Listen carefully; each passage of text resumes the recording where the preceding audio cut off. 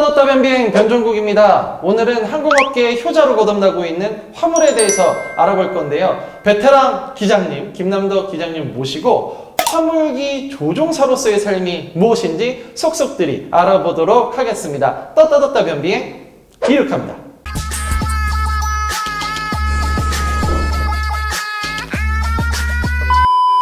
저는 진에어에 근무하고 있는 김남덕 기장입니다.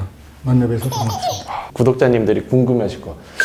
정말 어떻게 기장이 되셨어요? 제가 어렸을 때 저희 집 상공에 항상 비행기가 다니는 길목이었습니다. 네. 비행은 쳐다보고 하면서 참 멋있겠다. 저렇게 한번 돼보고 싶다. 그런 느낌을 받았습니다. 이제 학교 졸업하시고 저는 조종관부로 들어갔습니다. 처음에 이제 딱 비행기를 몰게 되신 게 연도로 치면은 저는 77년도로. 제가 C도 아니던 시절인데.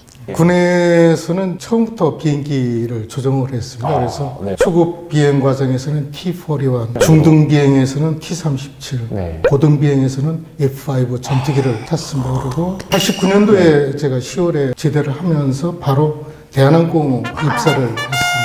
많은 이제 분들이 궁금해하시는 게 여객기 기장과 화물기 조종사 기장은 따로 있는 거냐? 그렇지는 않습니다. 대한항공을 예를 들면은 여객기가 반, 화물기가 반. 네네. 그러다 보니까는 조종사는 같이 운영을 하게 됩니다. 그러면은 스케줄에 따라서 그렇습니다. 화물기도 분명히 어떤 물건에 따라서 좀 이게 변동이 좀 될 것 같기도 한데. 많습니다. 그래요? 네네.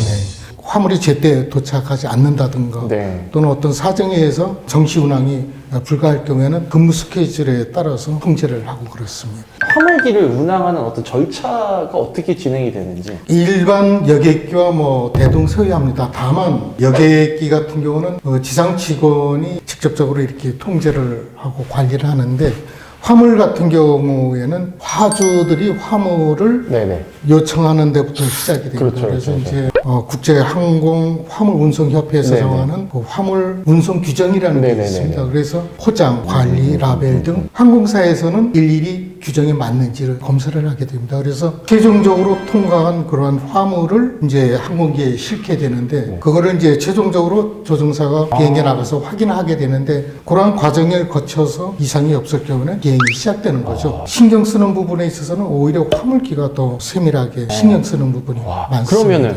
올라와서부터는 이제 모든 게 다 기장님이. 그렇습니다. 네. 특히나 화물은 여객기하고 달리 기압이랄까, 기온이랄까, 진동에 굉장히 민감합니다. 그렇겠다. 그래서 네. 예를 들어서 살아있는 동물을 실어 나르고 할 경우에는 그에 따른 온도를 맞춰야 네. 되고 또 습도도 맞춰줘야 되고 또 아주 스무스하게 비행할 수 있도록 하나하나 신경을 써야만 특별한 동물을 탑재했을 경우에는 수의사 또는 마부가 탑승하기도 합니다. 그래서 이제 그렇구나. 환경 자체를 안정되게 만드는 게 네. 결국 조종사의 임무이기도 합니다. 습도나 온도 조절하는 기능이 따로 있나요? 화물은? 그렇습니다. 그래요? 아주 중요합니다. 그래서 지금 진에어 같은 경우는 화물기를 운영을 하면서 기본적인 온도를 18.33도에서 19.33도로 일단 맞춰놓고 좀 이륙 수족하지 후에 승객의 특성에 따라서 나이 드신 분들이 많을 경우에는 온도를 조금 높여야 된다든가 판단해가지고 사무장이 온도를 조절을 실시를 하고 있습니다. 근데 지금 화물기를 보면은 여기다도 화물을 싣는 거고 밑에도 화물 칸이 여객은 있잖아요. 화물기는 밑에 위에 구분이 없이 그냥 하나로 돼 있는 거예요. 지금 여객기는 위에 좌석이 있고 벌크 카고라고 그래가지고 앞쪽 하나, 중간 하나, 애프트 하나 세 군데 화물을 나눠 이 배 있구나. 쪽으로 싣습니다. 네네. 이게 이제 벨리카고 시스템입니다. 네네네. 두 번째는 최초로 진에어에서 네네. 아이디어를 내서 좌석과 좌석 사이에 그런 특수 제작된 백에 화물을 넣는 거죠. 맨 마지막으로 프론트 존은 좌석을 놔두고 미드 존과 애프트 존은 그렇죠. 자리를 띄어가지고 띄어가지고. 화물을 실을 수 있는 그러한 네네. 세 가지로 이렇게 구분해서 말씀드릴 수 네. 있을 것 같습니다. 가장 기억에 남는 화물이 있다. 제가 덴마크에 갔을 때 종돈을 실어 나른 적이 있었습니다. 종돈, 돼지. 초창기에는 소나 말이나 돼지나 거의 대부분 유럽에서 이렇게 수입을 하는 경우가 많았습니다. 너무 고통스러웠다는 거. 기자님? 냄새 때문에. 이 케이스가 있을까요? 네, 케이지, 케이지. 우리처럼 우리, 이렇게, 그렇죠, 우리. 이렇게 아주 봄을 모시듯이 이렇게 모셔요. 내가 진짜 이 화물 비행은 잊혀지지가 않는다. 뭐 예를 들어 힘들어서든지 재밌어서든지. 이제 비행을 하게 되면 사실은 많은 경험을 네. 하게 되는데 놀랍기도 하고 환상적인 그런 느낌을 가졌던 부분이 그 오로라 잘 아시겠지만 정말 처음 본 사람은 장면 자체로 이렇게 황홀경에 빠지는 그런 느낌을 갖게 됩니다. 그래서 한편으로는 다시는 그런 곳을 비행하고 싶지 않다는 느낌이 황홀경에 빠져서 비행 사고가 날 것 같은 그런 느낌이 그 정도의. 들 거예요. 그래서 야, 그 정도예요. 나 몰라. 진해올 때 내가 LA를 갈 거라 생각은 아예 안 하셨을 것 같은데. 아니요, 했습니다. 왜냐하면은 네. 제가 5년 전에 이쪽 대한항공에서 진에어로 옮겼는데 그 당시 진에어의 계획은 777 항공기를 10대까지 운영하는 거로 계획이 됐었고 미주, 유럽 이러한 곳으로 비행이 계획이 됐었습니다. 있었구나. 그러나 네네. 이제 상황이 변하면서 LA 취향이 그거의 일환이 아닌가 싶습니다. 이제 시작입니다. 네. 되게 많은 경유를 하는 항공기도 있던데. 중간 기착지를 정하는 이유 중에 가장 큰 원인은 연료 관계입니다. 항공기 무게가 많이 나가면 많이 나갈수록 연료 소모가 많게 그렇죠. 됩니다. 그래서 네네. 비경제적입니다.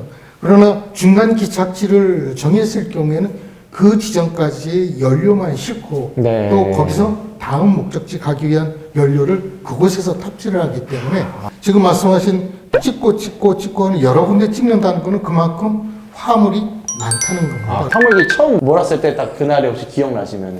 기억이 없습니다. 저는 다만 이제 비행을 이렇게 오랫동안 하면서 한 번 딱 어려웠던 적이 네네. 있었습니다. 물론 화물기는 아니었고요. 네네. 옛날 홍콩 공항 굉장히 날씨가 안 좋은 네. 상태였습니다. 그 당시에는 제가 기장이 되지 얼마 안 된 그런 시점이었는데 그 접근을 하는 과정에서 공교롭게 구름이 걸려 있어가지고 그쪽으로 안 보였구나. 예.